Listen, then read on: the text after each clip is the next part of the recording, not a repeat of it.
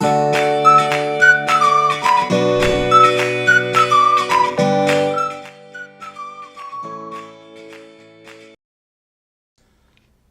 반갑습니다. AP투자연구소입니다. 12월 28일, 오늘 하루 증시는 어땠는지 같이 한번 살펴볼 필요가 있겠는데요.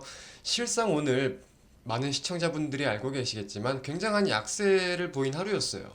코스피의 경우는 2.24%, 그리고 코스닥의 경우는 1.68%, 양대 증시가 이렇게 하락하는 모습을 좀 보였는데, 일단 우리가 좀 투자자별 수급을 체크해 본다고 하면은 최근 계속해서 수급이 강하게 들어오던 기관과 금융 투자가 강하게 빠져나간 요인을 좀 살펴볼 필요가 있겠죠. 자, 이거는 뭐 때문에 지금 빠져나가는 거예요? 자, 최근에 제가 꾸준히 강조를 드렸습니다. 배당금.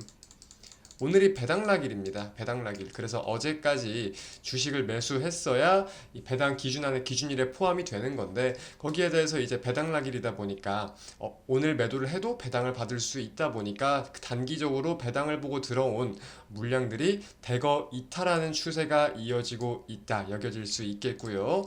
그리고 다른 내용으로는 미국 증시, 특히 나스닥이 배당 이 나스닥이 하락한 내용도 우리가 함께 살펴볼 필요는 있겠죠. 나스닥의 경우는 이제 테슬라를 포함해서 주요 전기차 업체들, 이차전지 업체들이 꽤 좀 하락폭이 컸어요. 약세를 보이다 보니까 거기에 대해서 나스닥 지수가 좀 하락에 견인된 경향을 우리가 살펴볼 수가 있는데, 자, 이거는 참 우리 시청자분들마다 생각이 다를 수도 있다고 생각을 하고 할 말도 많은 부분인 것 같아요. 일단 기본적인 모멘텀, 이건 다 똑같습니다. 여러분들도 알고 계실 거예요. 전기차 자체적인 이제 전기차의 인도 대수가 많이 늘어나지 않는 내용, 전기차의 재고가 늘어나고 수요가 많이 없는, 많이 안 팔리는 거죠. 쉽게 말해서 경기 침체가 오다 보니까. 그리고 이제 뭐 일부 국가들 같은 경우는 전기차 고속 충전보다 그냥 휘발유로 주유를 하는 게 더욱 저렴하다. 이런 요인들도 있고.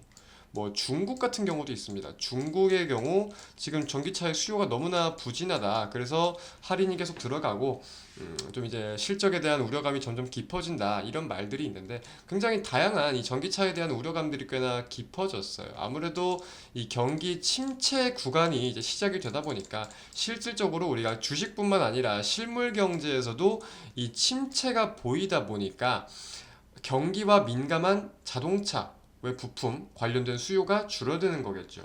우리가 이런 부분까지는 모두가 다 압니다.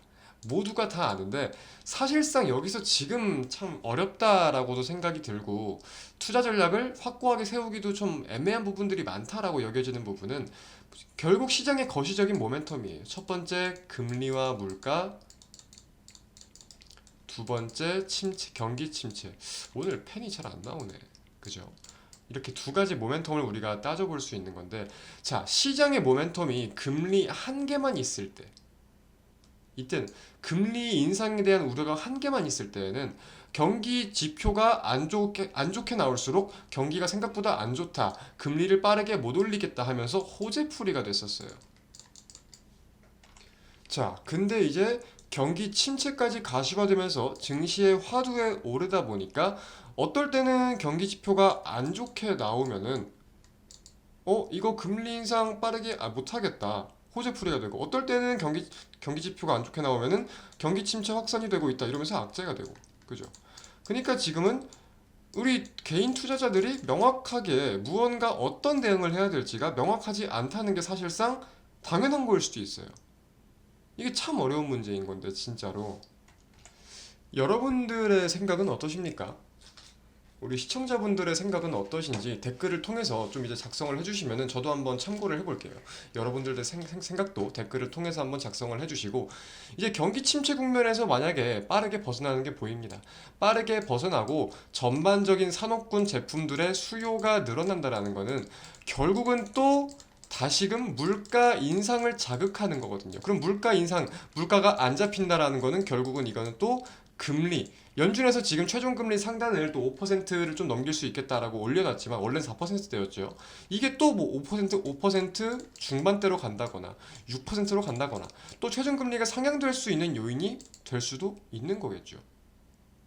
반대로 경기 침체가 계속해서 악화가 되면은 이제 물가는 잡히는 게 보이고 금리 인상에 대해서 우리가 생각을 안 할 수는 있겠지만 이 침체 국면이 끝나는 거에 대해서 따져볼 필요가 있는 건데, 자, 결국 저는 생각을 이렇게 해요. 금리든 경기든, 아이고 팬이 오늘 참 말을 안 듣네. 경기든 시장의 초점이 우선은 한 방향으로 좀 모이는 게 중요하겠다. 시장의 초점이 지금 투자자들끼리도 우리 개인 투자자들이 아니라 뭐 기관이든 금융투자든 뭐 각종 다양한 금융 관련 업계 기관 회사들에서 각각 다들 투자 전략을 쉽게 세우지 못하고 있어요. 그 시장의 경계 심리, 시장에 날이 서 있는 상황이고 우려감만 있는 상황이에요. 그러니까 누구는 나는 금리에 초점이 이제 맞춰져 있으니까 금리 이게 호재일 것 같을 때 매수를 해. 하지만 누구는 경기에 대한 내용이 호재일 것 같을 때 매수를 해. 그러니까 이게 계속해서 전략도 다르고 수급이 엇갈리는 부분이 있다 보니까 그날그날 수급이 센 전략의 흐름대로 증시 흐름이 나오는 거겠죠. 근데 이게 계속 이어지면은 결국 증시는 모든 이슈에 일희일비 하는 꼴밖에 안 되는 건데, 그죠? 시장의 방향성이 나올 수가 없는 거다. 저 같은 경우는 좀 이런 생각을 하고 있습니다. 이게 무조건적으로 암울하다라고 생각을 할 수 있는 게 아니라 우리가 이런 부분들에 대해서 견고하게 생각해 볼 필요가 있다라는 거예요. 해결이 되고, 결국 문제는 해결이 됩니다. 문제는 해결하면 돼요. 그러면 암울한 전망은 끝납니다. 호재가 많이 나오겠죠, 그러면. 하지만 우리가 지금 상황을 이성적으로 판단할 필요는 있다라는 거죠. 물론 금리도 내리면서 경기도 좋아지면 금상첨화겠죠. 하지만 이건 실상 불가능에 가깝지 않겠습니까? 결국 경기가 좋다라는 거는 돈을 많이 쓴다는 거예요.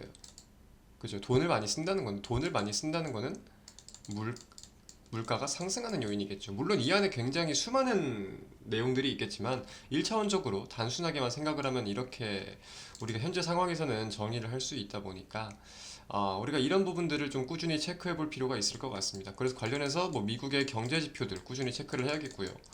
중국의 코로나 기조, 위드 코로나 기조에 대해서 이제 중국이 실물 경제가 어떻게 좀 회복이 되는지 부분들 좀 체크를 해볼 필요가 있겠다. 꾸준히 말씀드리면서 오늘 영상 마치도록 하겠습니다. 오늘 힘든 하루 모두 고생 많으셨습니다. 감사합니다.